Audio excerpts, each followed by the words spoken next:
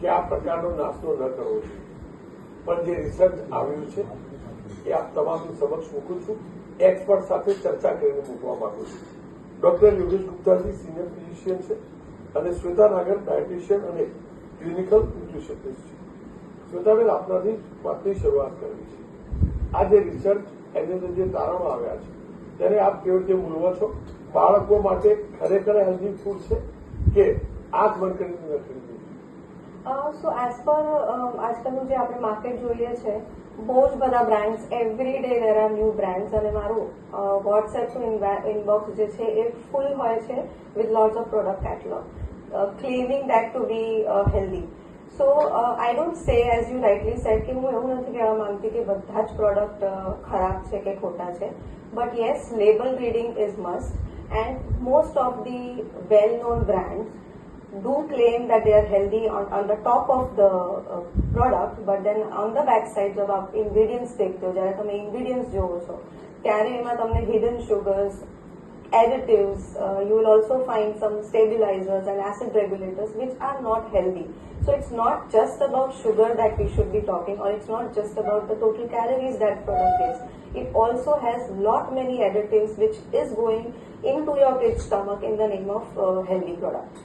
So I will definitely recommend કે તમે healthy product, ઠીક છે તમે આપો છો, તમારી પાસે ટાઈમ ક્રંચ છે and you wish to feed your child healthy, but then always read the label.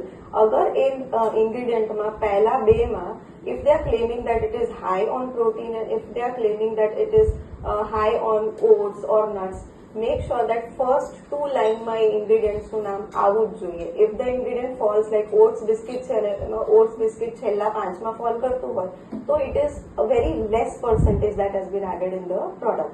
So educating and helping the parents understand the label is what I feel can help, because products આવવાના બંધ નથી થવાના.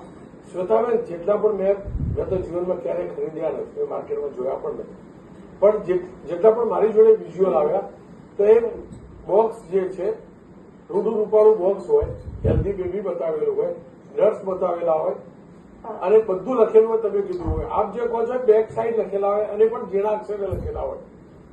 જો બેતાળીયા આવી ગયા હોય તો મા બાપ તો વાંચી પણ ના શકે. તમારો અનુભવ શું કહે છે? શું માત્ર એટલે દિખાવે પે ન જાય એક ખેલ છે ખરેખર? યસ, એકચ્યુઅલી દિખાવે પે ના જાઓ, અપની અકલ લડાઓ.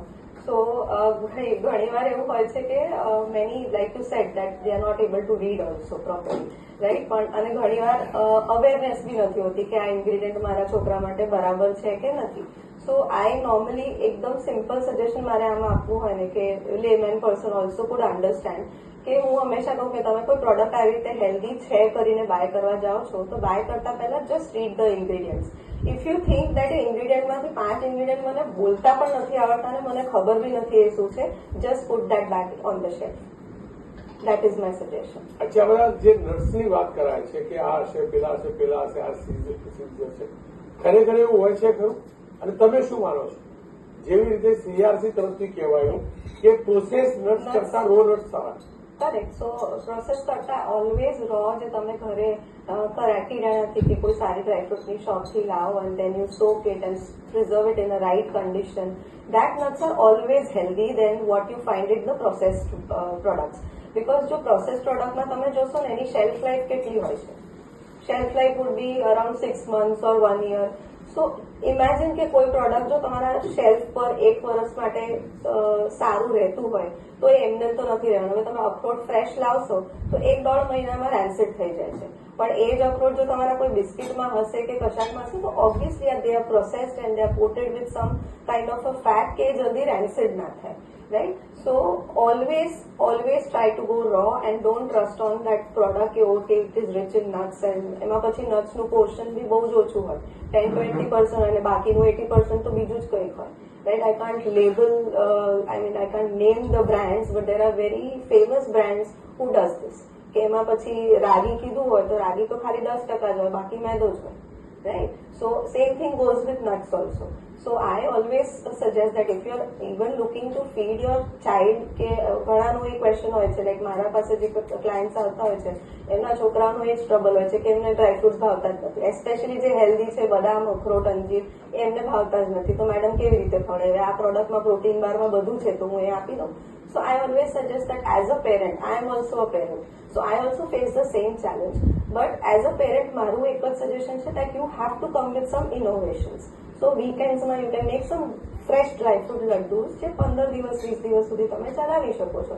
તો તમારે એક જ દિવસ મહેનત કરવાની છે. એના માટે તમે please ready to it products માટે એનો સપોર્ટ માંગો પ્લીઝ.